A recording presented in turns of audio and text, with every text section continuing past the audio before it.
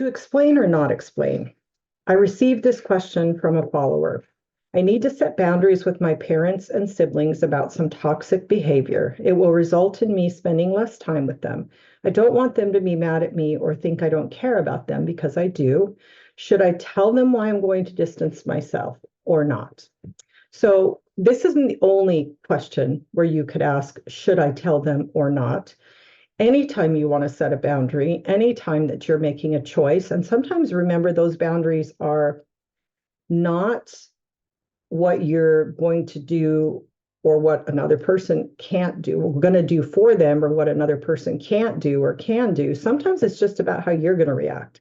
Are you going to answer the phone or not when they call? Are you going to do what they ask you to do? Are you going to pick them up? Are you going to loan them money? What is it? Like, are you going to engage with them? Are you going to trust them? Are you going to give more in a relationship? Are you, well, what is it? Sometimes it's not even anything they need to know. It's just something that you need to know. So the answer to, should I tell them why I'm going to do this, why I'm going to distance myself for anything in a relationship? The answer is, it depends.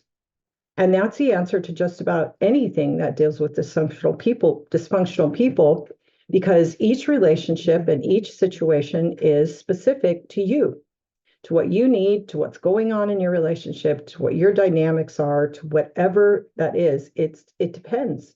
And God's given us a mind, and He has given us permission to use that mind. He's given us principles in His word.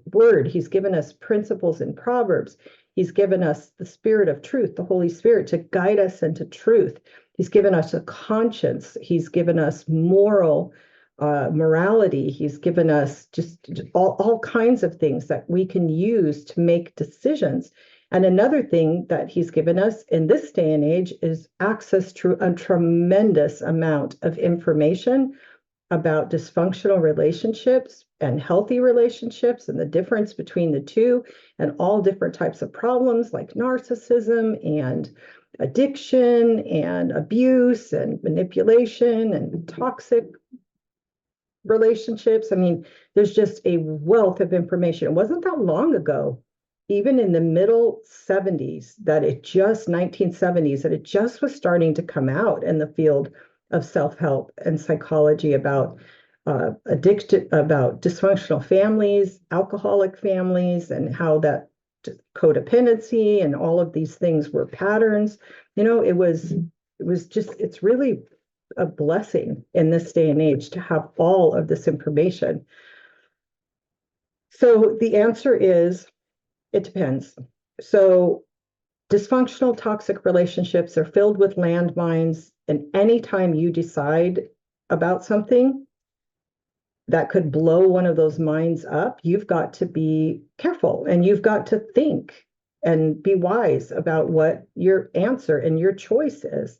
So here are some questions that you can ask yourself before you decide, am I going to say it or am I not going to say it? Am I going to explain or am I not going to explain? One, would it help you to say it? That's ultimately the best thing for you, is if it would help you to say it, say it. If it won't help you to say it, because it's going to blow things up and it's going to cause more stress for you and it's going to ruin your night and going to have to go all through this like process of thinking, was I right? Was I wrong? Should I have done that? Should I have not done that? Are they right when they accuse me? And am I the problem again? If you're going to go do all that, then it's not going to help you to say it. Don't. But if saying it, you're going to know that you said it and you're going to feel more comfortable about that. I've put the truth out there. They know, they're very clear. I've told them what it is. They don't have to second guess. They know what it is. If they want to come try to correct this with me, I'll feel better about saying it. Great, say it. What is the likely response?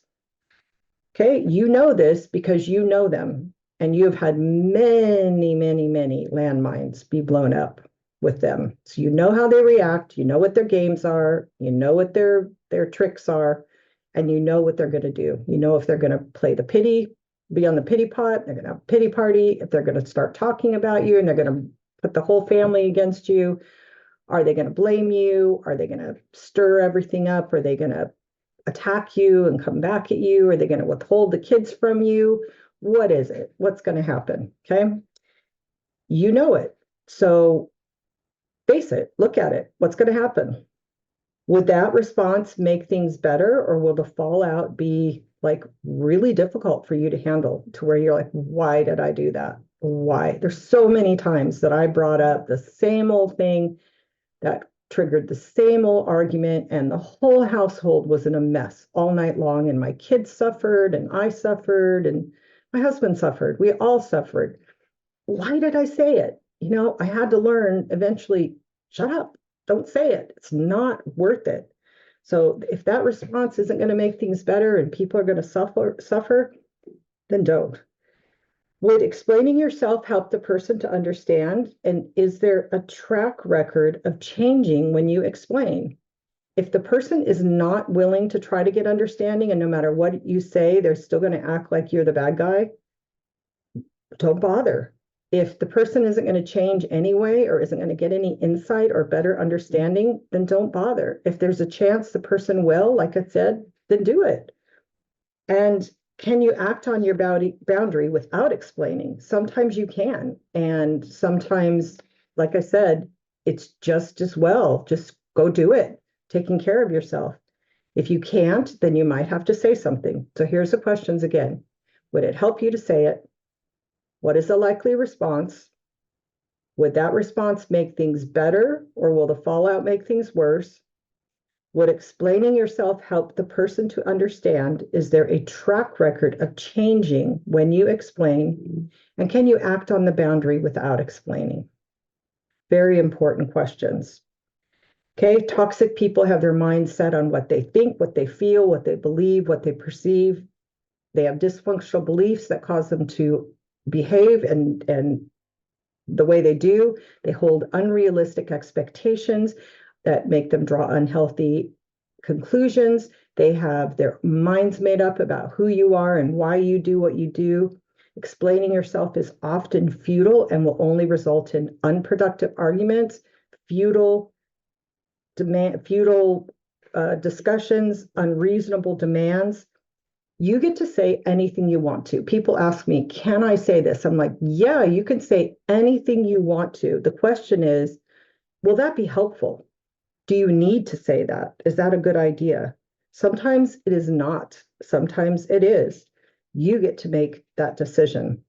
Toxic people don't like boundaries. You don't need their approval. You don't need their permission before you set a boundary or make a choice to take care of yourself.